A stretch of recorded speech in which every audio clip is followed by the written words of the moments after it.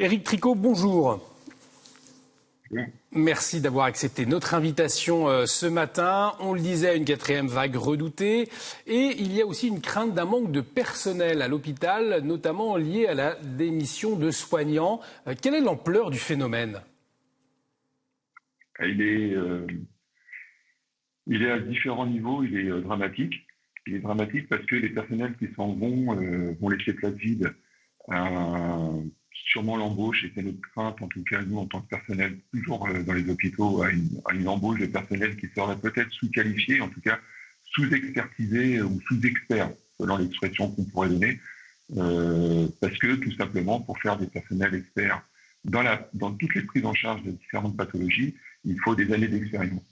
Je vous disais qu'elle était doublement dramatique parce que les personnels qui ont quitté aussi les hôpitaux l'ont fait contraints, désabusés, humiliés, abattus par une politique institutionnelle qui les a mis plus bas qu'ils n'étaient. Je vous rappelle qu'il y a encore un an, ces mêmes soignants étaient des héros. Ils étaient applaudis tous les jours à 20h. De héros, on est passé à vecteurs de la maladie. Pourquoi on nous prétextait que nous ne faisions pas bien notre travail de soignants et dans les règles d'asepsie et d'hygiène. Et puis maintenant, nous sommes face à une autre problématique qui est liée aussi au départ, c'est cette vaccination obligatoire pour les personnels soignants. Donc pour nous, en tant que personnel soignant, c'est quand même très compliqué à gérer. Et je peux comprendre, et 40%, c'est à peu près les chiffres, c'est entre 30 et 40% des personnels soignants actuellement qui vont démissionner ou qui sont sur le départ.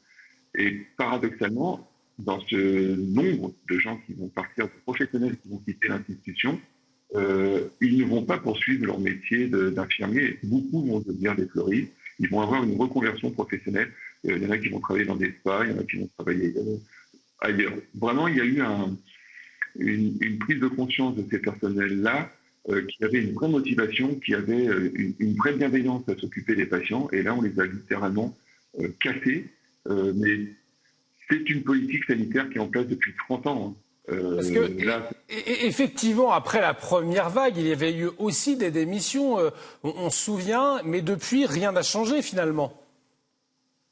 Ben non, puisque nous ne sommes que dans des plans de communication de ce gouvernement qui, par le biais de son président et de son ministre, sont capables d'annoncer qu'ils vont recruter du personnel en 7 mois.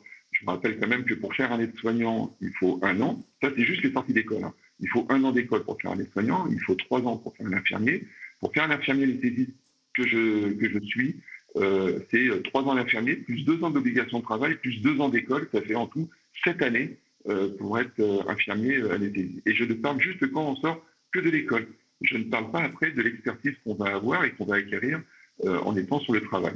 Donc, vous voyez, on n'est que sur du plan communication. On l'a là en plus parce que ça va devenir problématique avec ces infirmiers de pratique avancée. Alors, il faut le métier d'infirmier ou le métier de médecin est très évolutif puisque la médecine est évolutive, mais il ne faut pas faire n'importe quoi, il ne faut pas mettre la charrue avant les bœufs. Et là, littéralement, c'est ce que fait ce gouvernement. Il va vouloir recruter du personnel, mais il ne les aura pas parce que de toute façon, il n'y a pas de sortie d'école. Alors, la seule façon que l'on a, nous, avant d'être attractifs, il faut fidéliser les personnels. Et pour fidéliser les personnels, il faut avoir des salaires conséquents. Je vous rappelle qu'il y a encore quelques années et quelques mois, le personnel des hôpitaux, et pas que des urgences, mais aussi du bloc opératoire, des infirmiers de bloc opératoire et des infirmiers d'anesthésistes étaient en grève. Il faut aussi fidéliser les personnels comment en offrant des places, j'ai envie de dire, avoir un côté social de la profession, c'est-à-dire cette approche-là que le gouvernement se refuse, c'est-à-dire embaucher des gens pour travailler dans les crèches, qui permettrait au personnel d'avoir des places de crèche et d'avoir aussi une possibilité de faire garder leurs enfants et aussi, bien sûr, avoir un pouvoir d'achat qui soit supérieur à ce qu'il n'est actuellement au classement moyen de l'OCDE, qui malheureusement oblige les soignants à s'expatrier pour habiter de plus en plus loin de la région parisienne avec des temps de travail qui augmentent. Et nous, par exemple, au syndicat Sud Santé, alors on a la possibilité, parce qu'actuellement on travaille de concert avec la direction générale de la PHP, pour avoir des semaines sur 4 jours, un peu comme ça se fait en Espagne, un peu comme ça se fait en Islande. Alors ça se fait sur une nouvelle organisation du temps de travail, avec, par exemple, une nouvelle plage horaire qui serait du 8-8-10 heures. Vous voyez, ces plages horaires qui sont complètement à contrario de l'ancienne organisation du temps de travail qui avait été validée par un syndicat qui était la CFDT, nous, on objective des semaines, certes, de travail à 4 jours, mais seulement 4 jours. Et ça veut dire que ça offre 3 jours de travail, 3 jours de repos supplémentaires par semaine, qui permettraient au personnel de passer avec du temps avec les enfants et avec la famille, et deux, d'avoir un petit peu de repos et de pouvoir récupérer, parce que, encore, quoi qu'on dise, nous sommes dans on n'est pas sorti encore de la crise Covid et on est des personnes qui sont épuisées et qui sont rincées.